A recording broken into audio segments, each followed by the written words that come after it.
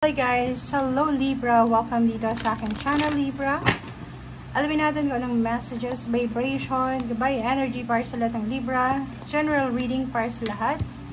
General weekly reading para sa lahat ng Libra. Okay. Dwelling in truth. Okay. So, nakikita ko sure dito, Libra, na sa linggong ito, doon ka sa katotohanan. Siguro may mga taong sinungaling sa paligid mo or sa kapaligiran mo. And nakikita ko sure dito na wala kang pakialam sa kanila kung magsisinungaling sila. Basta ikaw, doon ka sa katotohanan.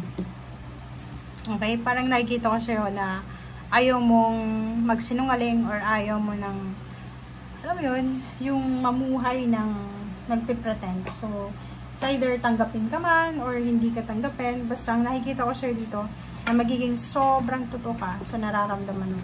Mahalin ka man nila, gustuhan ka man nila, wala kang pakialam. Basta ang gusto mo, sabihin mo yung totoo, mamuhay ka ng totoo. Okay?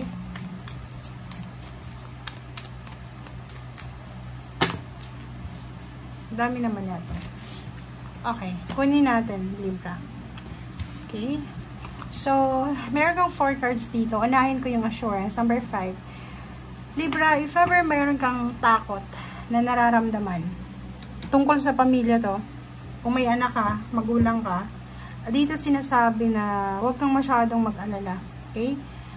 Isipin mo na you are protected, you are strong, you are guided, you are being watched. May mga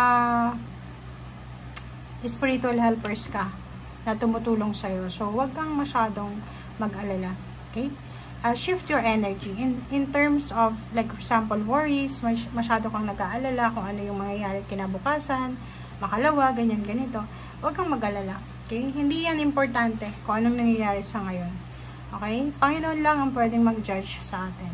Okay? Isipin mo yun. Yun yung, parang nakikita ko sir dito, may mga Libra na parang maiiyak sila kasi disappointed sila, or malungkot, or pwedeng confused. Sinasabi na shift your energy. Okay? Huwag kang i-assure mo yung sarili mo na you're good. Wala kang tinatapakang tao. If ever man pakaramdam mo kinakarma ka, if ever man pakiramdam mo na lahat na lang ng negative pumapasok sa buhay mo, ayos lang yun. Lahat may rason. Lahat ng tao dumadaan sa ganyan. May mga tao lang talaga na mahilig mag-pretend na masaya. Pero ikaw, kung ayaw mo mag-pretend na masaya, kung malungkot ka talaga, ipakita mo yun, show the world. Kaya hindi mo obligasyon na maging masaya sa oras ng kalungkutan. Okay? Perfect setting. Isipin mo yung nangyayari sa'yo sa ngayon. Okay? Blessing in disguise yan. Okay? Kasi, alam mo ba, pag binibigyan tayo ng problema ng Panginoon, mas lalo tayong nagiging faithful sa Kanya. Siya yung ginagawa nating sandalan. So this time, if ever nakaka-experience ka ng mga problema sa buhay, isipin mo na you are empowered. Hindi ka less fortunate. Hindi ka yung pinakamababang klase ng tao. Kasi nagkakamali yung mga tao sa paligid mo. Kasi minsan, sinasabi nila, pag may mga problema ka, pinaparusahan ka. Hindi. God is just. God is merciful. Diba? Bakit tayo parurusahan ng Panginoon? Hindi tayo parurusahan. At ang mga nangyayari sa atin is just a test. And nandito tayo sa mundo para matuto sa mga exams natin, sa test natin sa buhay. So, walang perfect dito. Okay? Kanya-kanya tayo ng problema, kanya-kanya tayo ng buhay. So, wag mong i-less yung sarili mo na magsaself-pity ka or parang isipin mo na, ako, kinakarma ata ako, ganyan. No, you are empowered, Libra. Isipin mo na malakas ka. Hindi ka bibigyan ng ganitong klaseng test or exam ng ating universe, ng ating Panginoon, kung mahina ka. Okay? So, yun. So, nakikita ko sa'yo dito na kailangan mong palakasin yung loob mo. It's either emotional, financial problems yung pinagdadaanan mo, family problems, have peace. Okay? Kung ako sa'yo, spend time, so much time, many times, more time sa pag-pray, sa kung ano man na pwede mong magawa. Okay? Spiritually. Nakikita ko sir dito marami kang plano na hindi natuloy, but hindi yun rason, Libra, para i-give up mo ang lahat. So dito sinasabi na tuloy pa rin ang laban, ilaban mo pa rin yan. Okay? Nakikita ko meron kang family problems. Okay.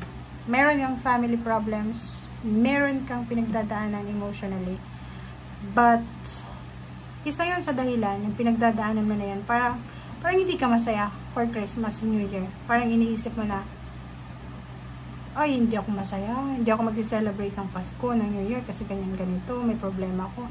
Isipin mo na yung Pasko na yan, naandyan na yan, bago pa dumating yung problema mo. Okay?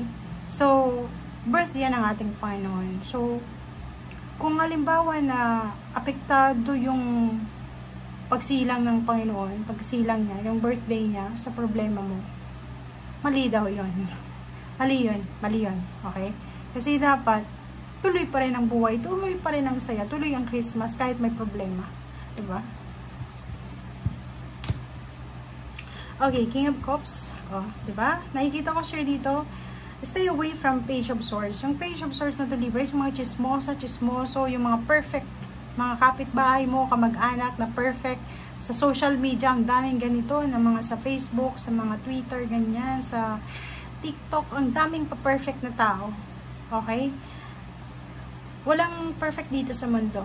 Yung mga taong ito na parang nagpe-pretend silang perfect sila yung may mga bahid na dumis. Okay? So, be at peace. As long as na peaceful ka sa sarili mo, alam mo na wala kang tinatapakang tao, magsaya ka. Okay? Celebrate life. Mag-ingat ka kasi maraming magbabalik sa buhay mo. Ito yung mga dating kakilala, kamag-anak, na close sa'yo, na pwedeng bumalik ulit.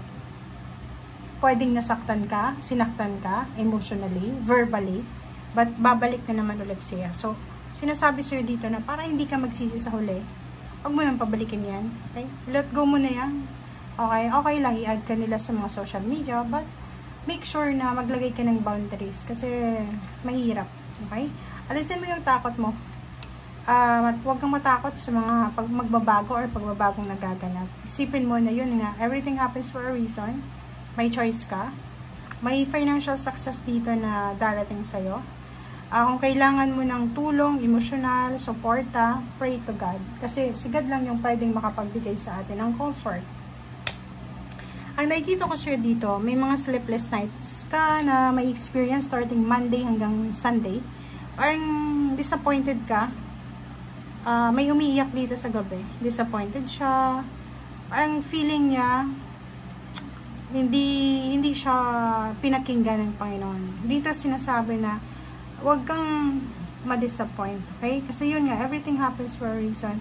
Siguro hindi mo pa nakukuha yung tamang sagot ngayon kasi hindi pa talaga siya sa tamang panahon. Okay? Parang gano'n yung mangga. Pag kinain natin, nahilaw pa, iba yung lasa kaysa sa hinog na. Diba? Parang gano'n. So, thank you guys for watching. Bye!